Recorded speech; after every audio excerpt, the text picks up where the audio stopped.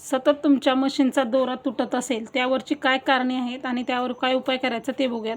तर नेहमी आपण शिलाई काम करत असताना मशीनचा दोरा सारखं तुटतो. ते मशीनचे दोरा तुटण्याची 3 कारणं आहेत. ते 3 कारणं मी इथं तुम्हाला सांगणार आहे. ही 3 कारणं जर तुम्ही बघितले म्हणजे व्यवस्थित केली तर तुमच्या मशीनचा दोरा कधीच तुटणार नाही. ती काय कारणं आहेत ते बघूयात आपण अगोदर. सुरुवातीला आपला दोरा, हा जो दोरा आपण मशीनसाठी वापरतो तो दोरा जो असतो तो कॉटनचा नसला पाहिजे, पॉलिस्टर दोरा वापरला पाहिजे आपण. कारण कॉटनचा दोरा असतो तो लगेच तुटतो, त्यामुळेही मशीनचा दोरा तुटतो तुमच्या. हे झालेलं आहे पहिलं कारण.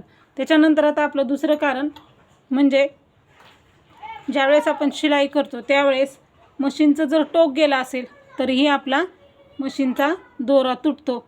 त्यामुळं तुम्ही काय करायचं आहे, सुरुवातीला आपण दोरा वापरताना, शिलाई करताना, दोरा वापरताना कॉटनचा दोरा कधीही वापरायचा नाही. मशीनचा दोरा आहे तो पॉलिस्टर आपल्याला वापरायचा आहे. पॉलिस्टर दोरा वापरला ना तो तुटत नाही. हे आहे एक कारण. ठीक आहे.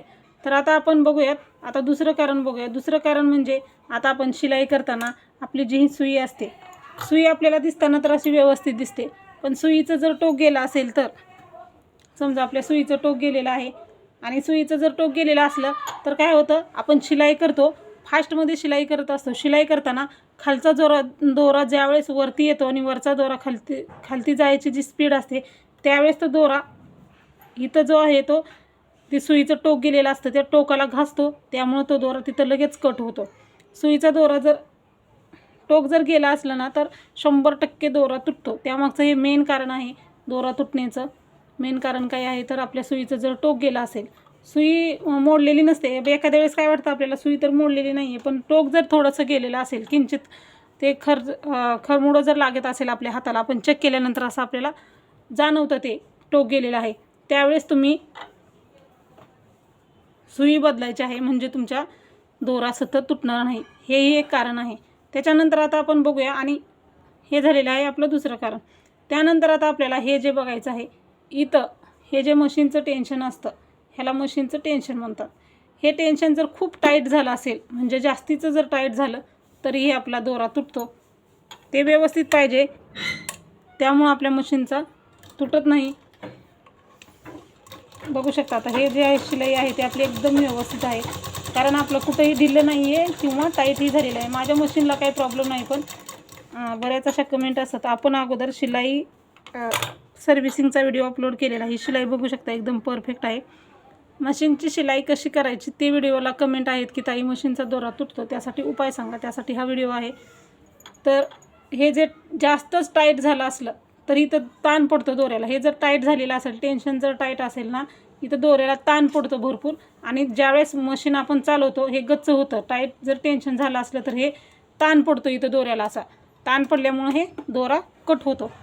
हे आहेत आपले मशीनचे दोरा तुटण्याचे 3 कारणं. हे जर आपण बघितलं तर हे ह्याच्यावरती जर लक्ष ठेवलं तर मशीनचा दोरा आपला कधीच तुटणार नाही. आपली मशीन शिलाई करताना अडथळा निर्माण होणार नाही. त्यासाठी हे तुम्ही उपाय करून बघा आणि मला नक्की सांगा. तुम्हाला जर मशीनची फुल सर्व्हिसिंग कशी करायची आहे घरबसल्या 1ही रुपया खर्च न करता, ते तुम्ही बघू शकता आपल्या चॅनलवरती. मशीनची सर्व्हिसिंग फुल कशी करायची तो व्हिडिओ अपलोड झाला आहे. त्या व्हिडिओची लिंक ह्या व्हिडिओच्या डिस्क्रिप्शन बॉक्समध्ये आणि कमेंट बॉक्समध्ये देईन. तिथं जाऊन तो व्हिडिओ बघा, म्हणजे तुम्हाला मशीनचा कपडा पुढं सरकत नसेल, धागा तुटत असेल, मशीन आवाज करत असेल, मशीनचे काही प्रॉब्लेम येत असतील ते सर्व्हिसिंग केल्यामुळे येत नाहीत, तो व्हिडिओ तिथं जाऊन बघा तुम्ही. तो चॅनलवरती आपल्या अपलोड आहे. खूप छान प्रतिसाद मिळालेला आहे त्या व्हिडिओला. तुम्ही तो व्हिडिओ बघा, म्हणजे मशीनच्या ज्या काही अडचणी आहेत त्या तुम्हाला येणार नाहीत. आणि आता मशीनचा दोरा तुटू नये त्यासाठी 3 कारणं आणि त्यावरील उपाय सांगितलेले आहेत.